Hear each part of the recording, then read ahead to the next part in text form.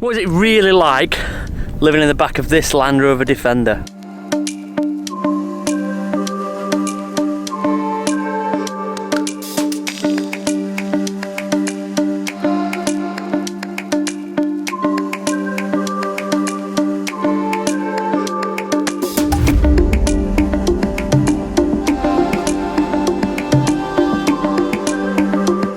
As you can see, it's no ordinary Land Rover Defender. In fact, it's all custom. So it started off as a Land Rover Defender 110, 1991. The back was chopped off, the standard station wagon, and then a Luton body was fitted to it.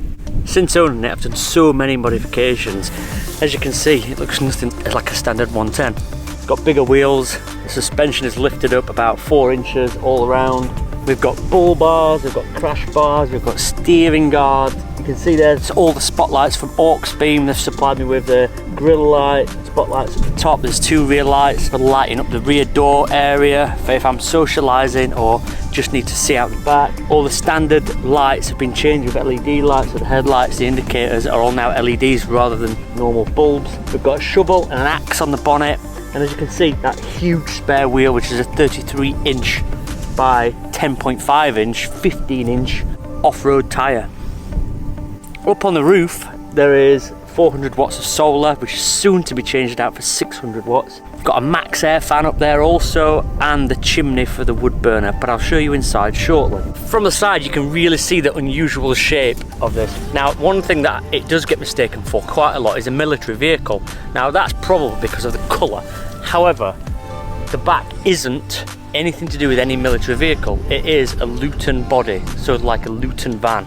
It often gets mistaken as an ambulance. Now ambulances, I do actually own a Land Rover ambulance, but ambulances are much lower and you can't stand up inside them, whereas this one, I think I can pretty much jump up and down inside. If you look closely, you can just about see the solar panels sticking up at the top there, and also the chimney for the wood burner inside. All the windows are custom with blackout blinds and fly nets and all opening and all that kind of thing, and there are, I think, 6 of those around the van.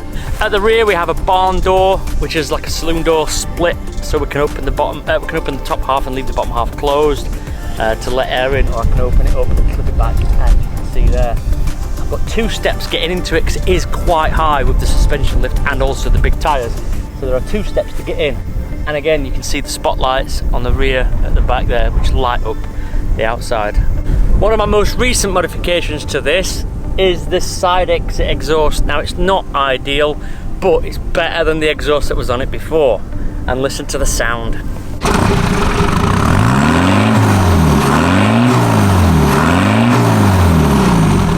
Before I show you the inside, let's have a look at it from the sky.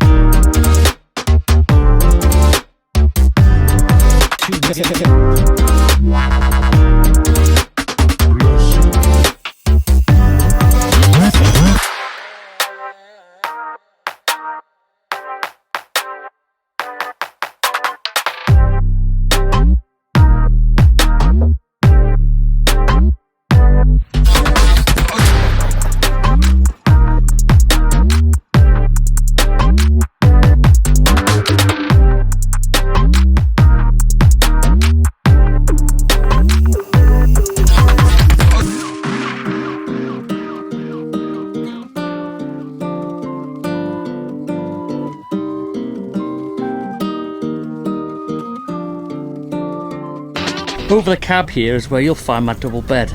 As you can see, it is very comfortable. There's not a huge amount of headroom, but that doesn't matter. What matters is I can get a good night's sleep. In the winter months, my main source of heat comes from this wood burner here.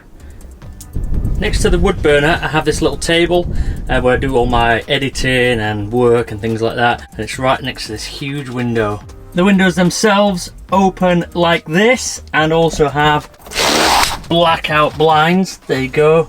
Blackout blinds, and also in summer we have fly nets to keep those pests out. Just below the double bed is my seating area. Now this seating area also doubles as a single bed, and behind that I have a blackout blind to stop any light getting through from the cab. One of my favourite features of this van is the kitchen. Now this kitchen was made by Rick Beechwood at Coalition Vans. Over there I have the sink with plenty of coffee pots for making coffee. I have my knife rack, and also you'll notice no gas. There's an induction hob. It's all powered by the batteries and the solar up on the roof. In the overhead storage I have teas and coffees. I have condiments, sauces and spices. I have snacks. I have underpants and socks, and in this one I have t-shirts and jeans. And down below I have this drawer here for pans, sectioned off for cables, and also things for my son, sun cream and nappies, etc. And in the bottom drawer, this is where I keep some dry foods and also house my fridge. Under the sink is an absolute mess. I'm not going to show you that under any circumstances. However, it's where I keep cleaning products and also some spare parts for the Land Rover.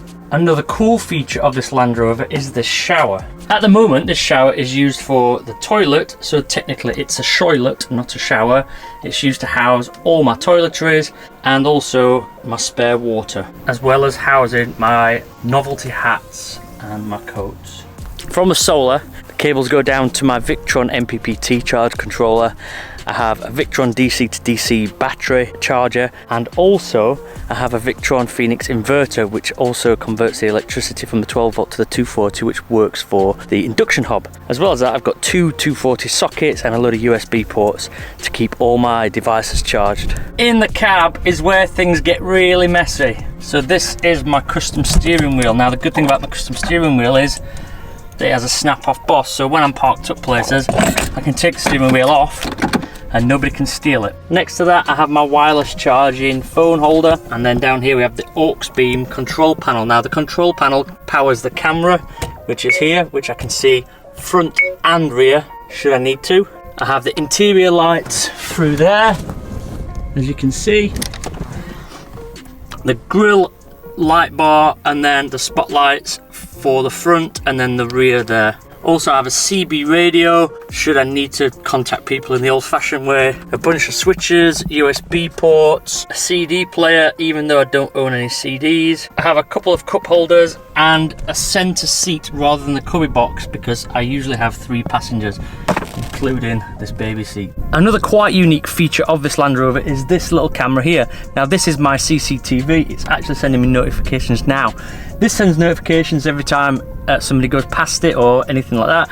It's motion sensitive. It sends a notification to my watch, also records that to my phone. So if anybody was lurking around the Land Rover at night or when I'm parked up somewhere, I can always be notified and it records it. If anybody breaks in, it will record their face on it as well. A couple of additional features to the van is the fact that it's got a diesel heater for heating in winter if I'm not using the wood burner. The wood burner can get quite hot, so I can use the diesel heater for that. But with the diesel heater comes the Bobble Van's water heater. Now the Bobble Van's water heater heats water from the diesel heater and also from excess solar. So once my batteries are full, a relay clicks on and it starts heating the hot water. Once the battery level goes down to a certain level, it will turn that off to conserve my battery power.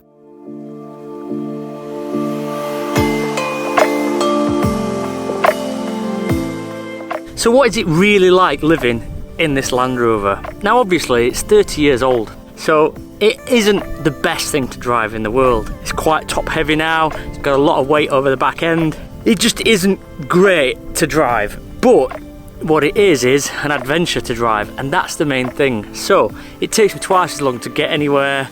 I have to have my wits about me everywhere I go. Even on the motorway, it kind of feels like you're going off-road, constantly correcting the steering and all that business. But anybody who drives a Land Rover Defender knows that that's what they're known for anyway. It's just tenfold on this one. The best things about living in this Land Rover is, look at it. It looks so cool. It's my dream to live in a Land Rover Defender. I've had many Land Rovers over the years. Before I lived Vanlife, I had Land Rovers as daily drivers, and now I get to live in one. It's amazing.